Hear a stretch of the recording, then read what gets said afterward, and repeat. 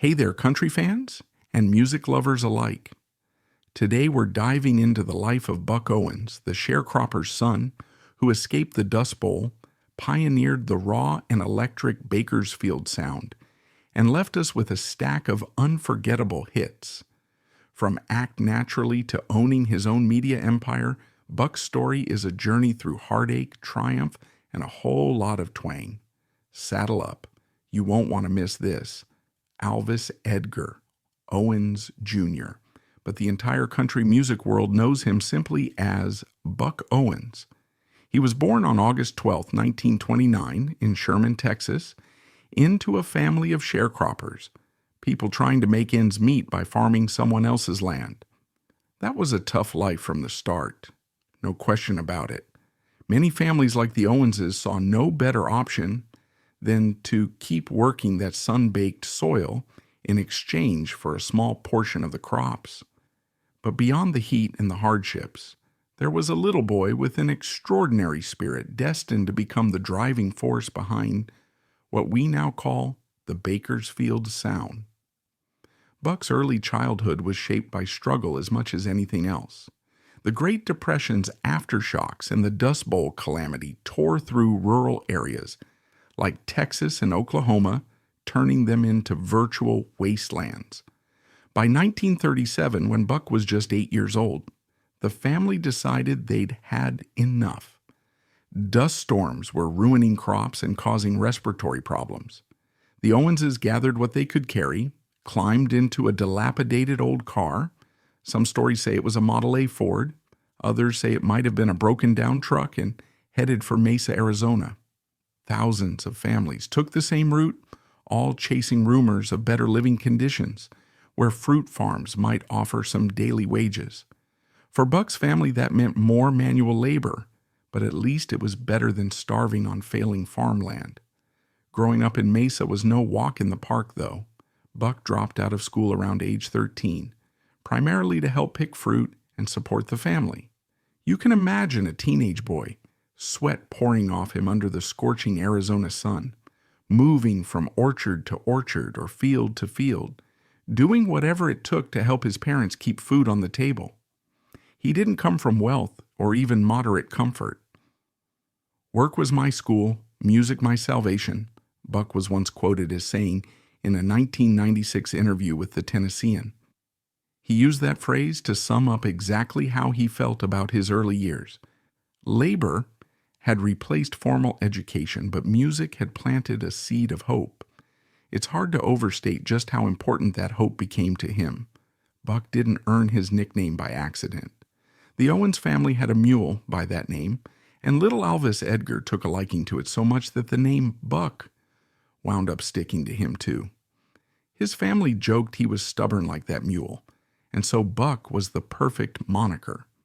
Whether that's folklore or a slice of truth, it fits the tough and determined image he would eventually project on stage. One heartbreak, though, nearly derailed the entire Owens household in 1945. Melvin Owens, Buck's older brother, passed away from tuberculosis. That loss left a profound impression on Buck, fueling an even stronger drive within him to escape the cycle of poverty. He was determined never to waste the chance he had to make something of his life, especially if it involved music, the one thing that seemed to spark joy in the midst of so much hardship. Buck's first interactions with music were more about curiosity than ambition. By his teenage years, he was teaching himself to play guitar, practicing after long days in the fields. Local bars in Arizona offered a chance to get on stage, even if only for a couple of songs. Often these weren't glamorous venues. Sometimes they were rough and tumble saloons or open-air gatherings where ranchers came to drink away the dust of their own hardships. Buck would play a few chords, maybe cover old Jimmy Rogers tunes or anything from the Western swing repertoire that had started popping up. Western swing was big in the 1930s and 1940s. With bands like Bob Wills and his Texas Playboys making waves, combining fiddle, steel guitar, and a danceable beat. For Buck, though, The guitar was becoming more than just a hobby. It was an escape hatch, a ticket out of a future that might otherwise be locked into fruit picking or menial labor. As he matured, so did his musical skills. At some point in the late 1940s, Buck found himself drifting toward California, a place that was experiencing its own economic booms in agriculture and oil. In the southern part of the state, Hollywood beckoned, not just for actors, but also for musicians looking to break into the country scene. Buck managed to get session gigs in L.A., sometimes working with Wynn Stewart, a singer who was making a name for himself at the time. And while Nashville was hundreds of miles away, forging its own brand of country that leaned more polished and orchestral, California had its own distinct vibe. Bars like the Blackboard in Bakersfield became petri dishes for an edgier form of country, driven by the energy of electric guitars, honky-tonk rhythms, and a kind of raw authenticity that local radio stations championed. Buck thrived in that environment. He didn't just stumble onto the so-called Bakersfield Sound. He was a founding voice of it, forging something that many historians label the blueprint for modern country rock sensibilities. Yet life was more than music alone, even in those early days. In 1948, Buck decided to start a family of his own. He married Bonnie Campbell, a woman who shared his drive and love for music. She was said to have a bright spirit and an interest in the local scene as well. They had two sons, Buddy, born in 1948, and Michael, born in 1950. Buddy would grow up to become a country singer in his own right, and Michael eventually managed the Crystal Palace, Buck's famous venue in Bakersfield, decades later. The marriage to Bonnie, however, did not last. By 1953, they divorced. One complication in the personal sphere was that Bonnie eventually married none other than Merle Haggard, who, like Buck, was a pillar of the Bakersfield country scene. This relationship web inevitably caused tension. Buck and Merle weren't mortal enemies, but there were definite complications when your ex-wife married another big name in town. But in the end, the shared love of music often overshadowed personal spats. Merle even admitted in interviews that Buck's style was a direct influence on him, reinforcing that the music was bigger than any personal entanglements. In 1956, Buck remarried, this time to Phyllis Buford. That union would last until 1971. Meanwhile, his musical career was starting to pick up steam. In 1957, Capitol Records, the same label that had major acts like Gene Vincent and later the Beatles, signed Buck. The year 1959 saw him release his first real hit, Second Fiddle, which reached number 1, 24 on the country charts. It wasn't a blockbuster, but it was enough to get Buck's foot firmly in the door. Also in 1959, he had a bigger breakthrough with Under Your Spell Again, climbing to number 4 and introducing the world to the Buckaroos, his backing band that would become legendary. Central to that band was a young musician named Don Rich, known for his twangy Telecaster sound and tight vocal harmonies with Buck. The pairing of Buck's lead vocals and Don's crisp guitar formed the nucleus of the signature Bakersfield Sound. By the early 1960s, Buck was riding a wave of success that would shape the rest of his life and country music history.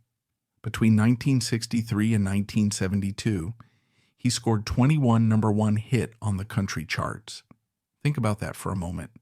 That's nearly a decade of consistent chart-topping dominance. Among those hits were Act Naturally, 1963, famously covered by the Beatles in 1965 when Ringo Starr took the lead vocal, and Together Again, 1964, a track that stands as an iconic example of how country ballads could be both heartfelt and radio-friendly. Then there was I've Got a Tiger by The Tail, 1965, which exuded a playful energy that crossed over to a pop audience as well. Fans of the time recall that Buck's stage presence was just as electric as his records. He wore flamboyant suits, sported a wide grin, and had a knack for working the crowd into a frenzy. The Bakersfield, California newspaper, in archived articles from the mid-1960s, noted that Buck's concerts were always high-energy affairs that delighted both local fans and travelers from afar. One major milestone was the Carnegie Hall concert in 1966. It wasn't often back then that a hardcore country artist took to the stage at New York's famed Carnegie Hall, a venue historically associated with classical and jazz luminaries. But Buck, in typical trailblazer fashion, brought the Buckaroos right onto that stage, delivering a performance that charted at number one, won and sold over 1 million copies. Industry insiders and critics from publications like Billboard and Variety were stunned that a live album from a country act, especially one so raw and edgy compared to the lush Nashville sound, could climb so high in sales. Some authors credit that moment with cementing the Bakersfield Sound as not just a regional phenomenon, but a legitimate national competitor to the polished style dominating Nashville. Despite Buck's soaring accomplishments, the Bakersfield Sound faced its share of detractors. Traditionalists in Nashville sometimes labeled it too rowdy or lacking sophistication. Buck's guitar-forward approach, heavily featuring the sharp twang of Don Rich's Telecaster and the robust snap of steel guitars, contrasted with the smooth orchestral arrangements favored by producers like Chet Atkins in Tennessee. Nevertheless, the friction between Bakersfield and Nashville was exactly what fueled innovation. Merle Haggard, also a major figure from Bakersfield, often cited Buck's rebellious spirit as a major impetus for him to follow a more rugged musical path. A story in a 1970 issue of Country Music magazine once noted that while Buck's brand of country might have seemed abrasive to some old-school listeners, younger fans gravitated toward that sincerity and grit. In that sense, Bakersfield became almost a cultural statement, working-class authenticity versus the sometimes overly polished vibe from Music Row. Buck's career soared to such heights that he started branching out beyond the music studio. In 1961, he launched KNIX Radio in Phoenix, a station that would eventually become a powerhouse in country broadcasting. He also founded Blue Book Music Publishing, ensuring he maintained control over songwriting royalties and licensing. If you read financial articles like those in Forbes around the late 1980s, you'll see references to Buck Owens' media empire being valued at around $100 million, an astonishing figure for a man who, just a few decades earlier, had been picking fruit in Arizona and playing for tips in rough honky-tonks. This business acumen set Buck apart from many of his peers. He realized that talent alone wasn't the only path to longevity. Ownership, diversification, and brand building were essential. He harnessed the synergy between his radio stations, publishing company, and personal stardom in a way that few country artists had done before. Then, in 1969, Buck embarked on a venture that would make him a household name, even among audiences who didn't typically follow country music, co-hosting the TV show Hee Haw with Roy Clark. The show, produced in Nashville but syndicated nationwide, combined cornball humor, musical performances, and a rotating cast of country stars. Although some traditional critics scoffed at Hee Haw, calling it lowbrow, it was undeniably successful, drawing over 30 million viewers at its peak. People loved the blend of slapstick comedy and top-tier country performances. For Buck, Hee Haw offered a platform to further expand his brand, even if some industry purists felt he was diluting his artistry. But he never seemed too rattled by such criticism.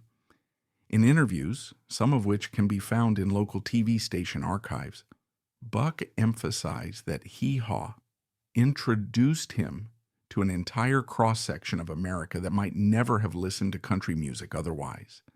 Amid all the fame and money, there were personal blows. Buck's second marriage ended in 1971, around the time his career was blazing at full intensity.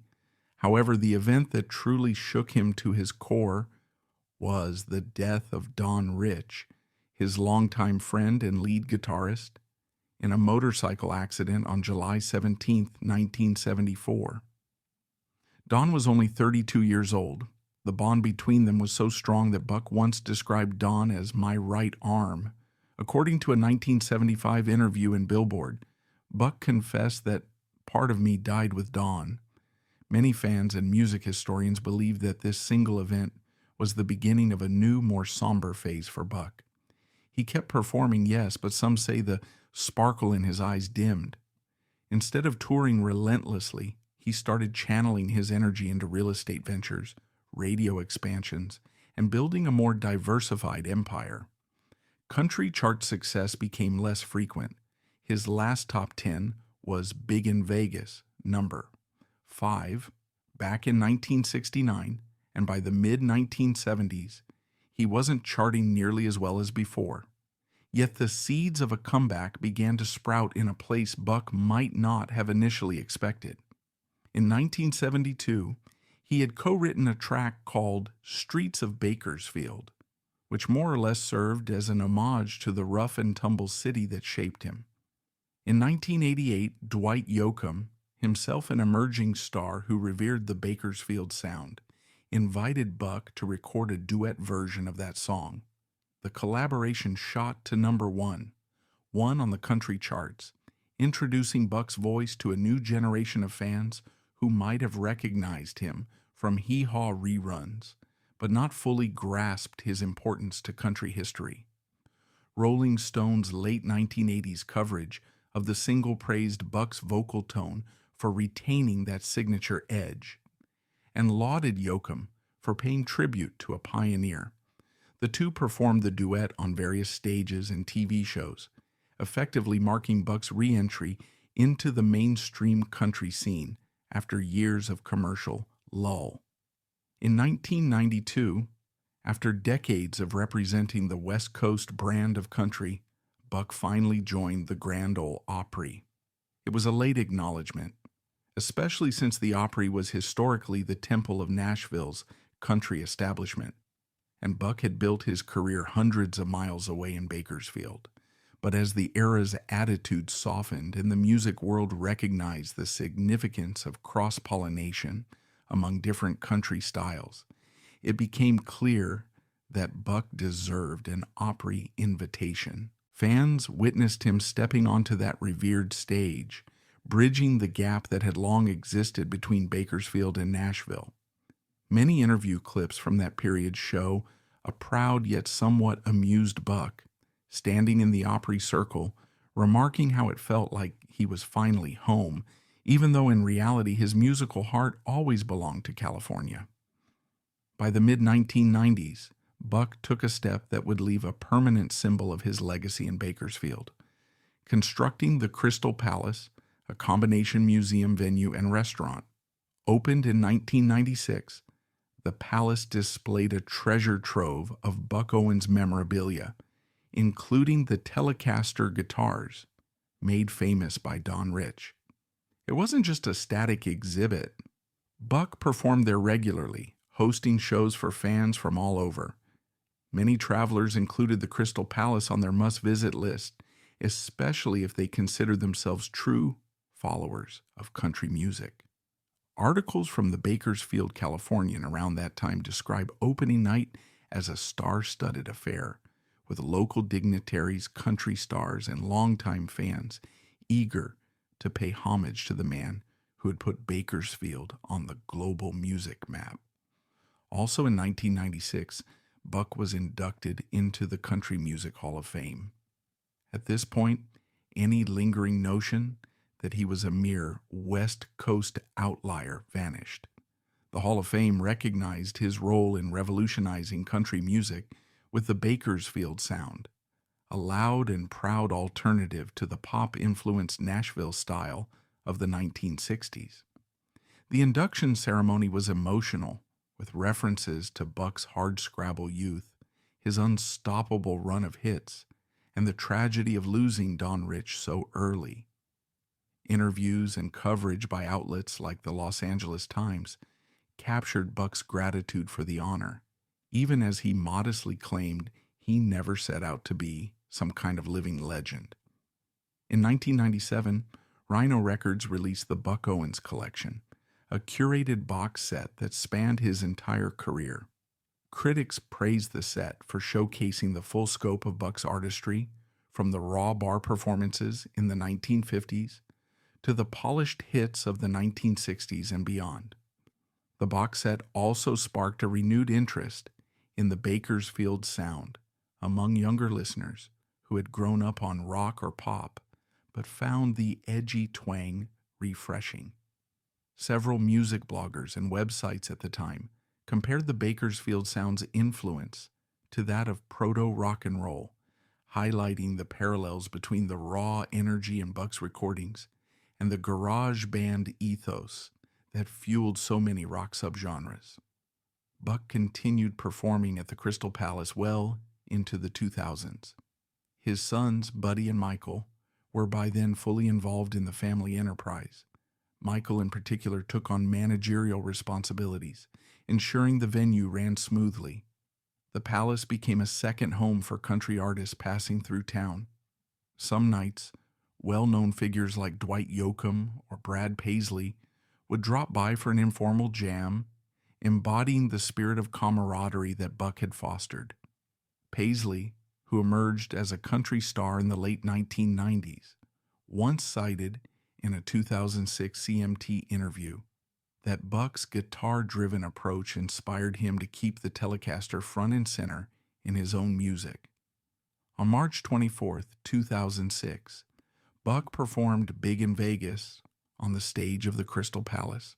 By this time, he was 76 years old and had been dealing with various health issues, but he still had the spark to put on a show. Nobody in the audience that night likely suspected it would be his last performance. In the early hours of March 25, 2006, Buck Owens passed away at his Bakersfield home from a heart attack. As news spread, tributes poured in from across the world. The Tennessean, the New York Times, and local outlets in California all ran obituaries and stories that captured the essence of Buck's long, incredible journey. Fans remembered him as a man who never forgot his roots, who had once slept in fields and endured harsh labor, but later soared to financial and artistic heights while championing the rough-edged country sound that many had dismissed as unrefined. Buck was laid to rest at Green Lawn Southwest Cemetery in Bakersfield. According to local news coverage, the funeral was private, but the public memorial that followed was anything but small. Hundreds of people attended, paying their respects to a man who had given them so many joyful musical memories. Dwight Yoakam, who owed part of his career resurgence to Buck's collaboration on Streets of Bakersfield, performed a heartfelt tribute. The Grand Ole Opry, though physically in Nashville, dedicated a segment of their show to his memory, bridging those miles once again in acknowledgement that Buck truly was a unifying force in country music. As the 21st century continued, Buck's legacy only grew. By 2025, the Bakersfield Californian was reporting that the Crystal Palace remained a hub for fans seeking that old Bakersfield vibe, hosting annual tribute concerts on the anniversary of Buck's passing.